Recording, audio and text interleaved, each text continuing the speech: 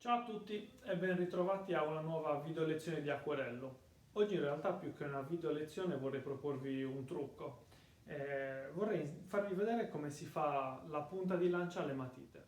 Qualcuno ha detto che l'abilità di un pittore si vede da come fa la punta alla matita. Non sono sicuro che sia proprio così, però effettivamente è uno di quegli aspetti del mestiere che bisogna conoscere. Voi vi starete chiedendo, ma perché è necessario fare la punta alla matita, in questa maniera almeno? In realtà ci sono tanti motivi. Il primo è che quando abbiamo una matita di questo tipo, con una punta così sottile, una parte così pulita nella parte finale, quando disegniamo riusciamo a vedere una porzione maggiore di dettaglio rispetto a una matita un po' più tozza che andrebbe a coprire.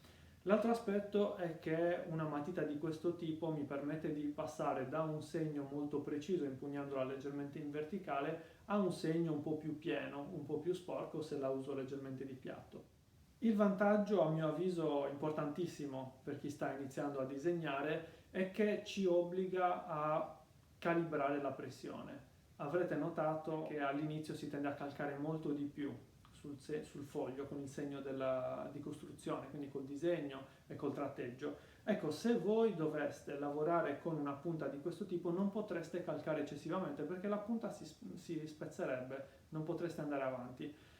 Chiaramente si spezzerà parecchie volte, però piano piano la stessa punta della matita vi obbligherà ad applicare una pressione sempre minore, quindi riuscirete a controllare sempre di più il segno che state utilizzando. L'ultimo aspetto da non sottovalutare è che ci si sporca le mani, che è sempre divertente. Vediamo come farla.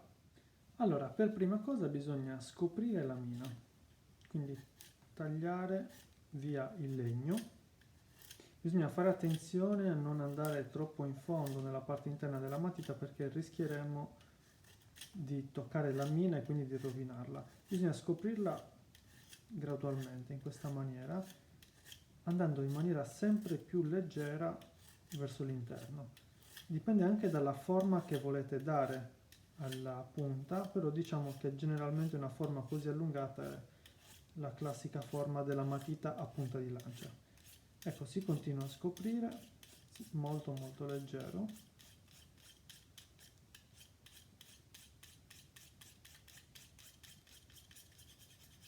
A questo punto potete, una volta scoperta la mina, lavorare su della carta abrasiva, quindi della carta vetrata, consumando in questa maniera la mina fino a fare la punta che volete ottenere, o altrimenti se volete continuare ad esercitarvi con la leggerezza potete continuare con la taglierina, quindi consumandola in questa maniera. Io in genere metto il dito su questa parte usandola di piatto in modo da non tagliarmi e gradualmente consumo la punta. Quindi vado avanti, insisto, ruotando lentamente la matita.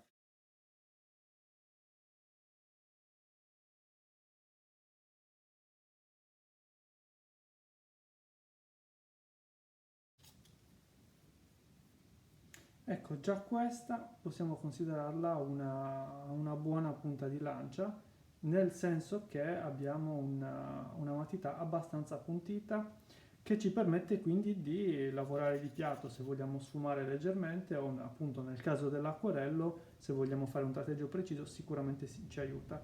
Man mano che consumiamo la punta a forza di disegnare è sufficiente rifarle il taglio oppure ripassarla sulla carta abrasiva in questa maniera. Ecco, un piccolo trucco in più che può tornarvi utile per continuare ad approfondire questo mondo affascinante che è il mondo del disegno e dell'acquerello.